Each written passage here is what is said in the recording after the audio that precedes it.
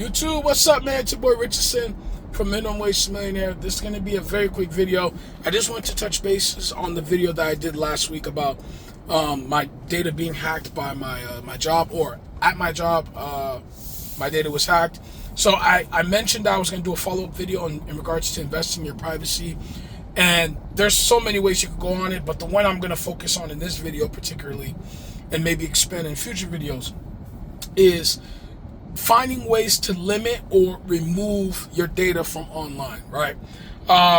So many of you guys probably have heard of data removal services, Delete Me. I'm sure many of you guys watched the YouTuber where they had that either sponsored in the video and they run a sponsor bit, or maybe you saw an ad or a commercial itself on Delete Me. But some of those apps like that. And the whole premise or the point is that we know that we have a lot of data that's just out there on the internet. And one of the quickest ways to see how much data is just type in your full name on Google, and you'll probably see how much data is having. You might even be able to find somebody's address and like down their physical address down to a T using these data apps, which is very scary and frightening for anybody. I would even say more specifically for women, right? Because of the implications of what that could mean, right? So I would say a lot of these data removal services, part of their, I guess their pitch is that, hey, we could go in there and, you know, you pay us obviously a subscription, right? Nothing is free. Although you technically can do it for free if you choose to.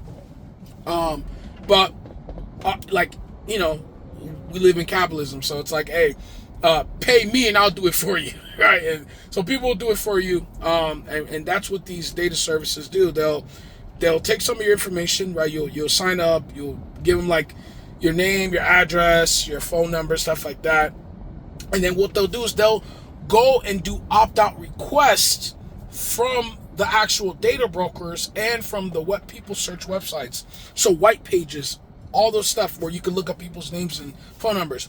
They will remove that data on your behalf, which then over time will allow your digital presence to be minimalized. Now, again, I want to emphasize, it will be minimalized.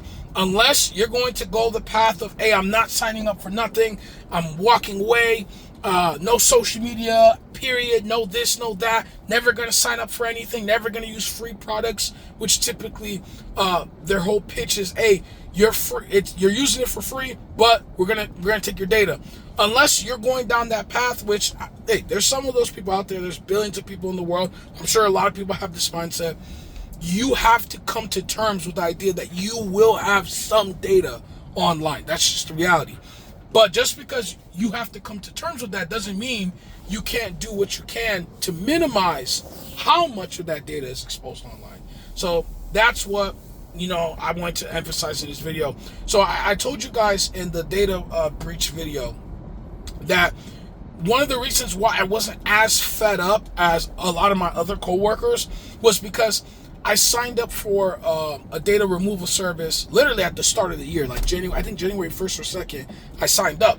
So I already took preemptive measures to, you know, limit my online exposure.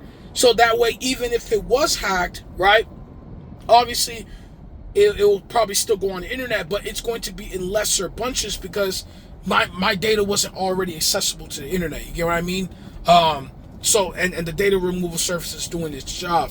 Now, you know, you could sign up for whatever one you want. Again, I'm not sponsoring. I'm not affiliated by anything. My channel's not even big enough to do any affiliates and sponsors, and I probably won't, and I might expand on that in a future video. But just pick one, do your due diligence, do your research.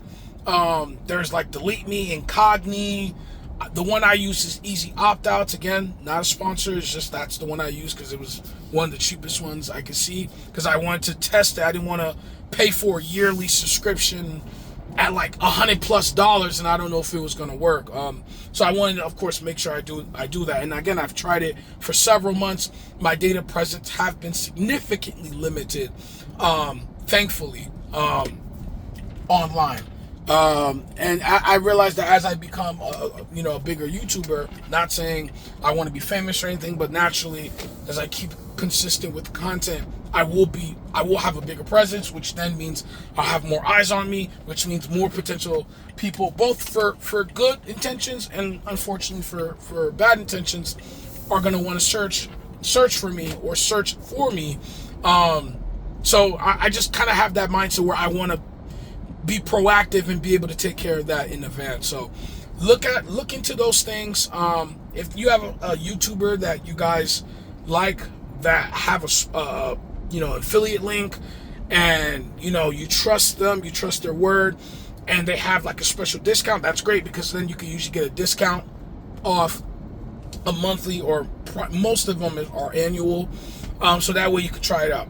The one thing I will say is that for most of these services, obviously they'll preach about, hey, we could get rid of you from 10,000 data brokers.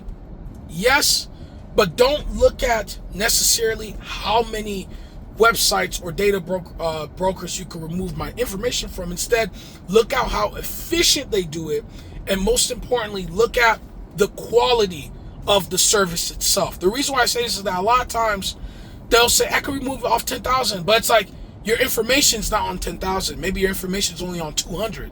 So it's like, okay, that sounds good, but how efficient or how good is the actual service, right? So that's why I would heavily lean on, again, customer testimonials, meaning people who use these services.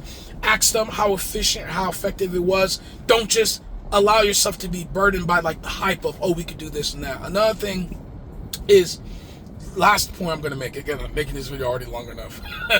Last point I want to make is that it's going to take time to remove all these things from the data brokers and websites, because a lot of times what they'll do is they will have, depending on the state that you live in, because some states are definitely more privacy focused, some of them are more lenient on privacy laws.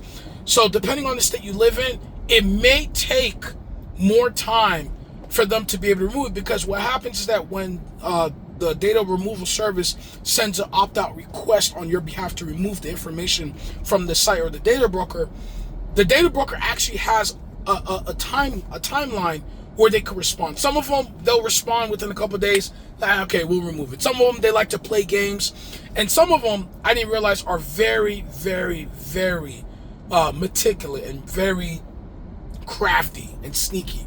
And what I mean by that is they'll remove your information, then they'll wait a year or two, and then they'll try to put it back, because they think that, okay, once it's removed, you're not going to worry about it anymore, and then they'll just put it back, right? So these services, they're best for people to not just use them for a couple of months and then dip them.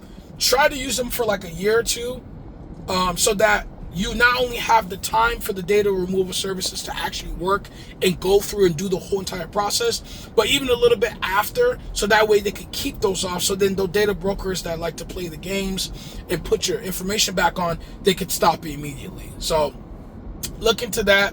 And again, I'm not going to recommend anyone in particular. I'm not sponsor affiliated, but just do your due diligence and see the one that works best for you. There may be even some that offer like identity protection, which is a whole different thing, and credit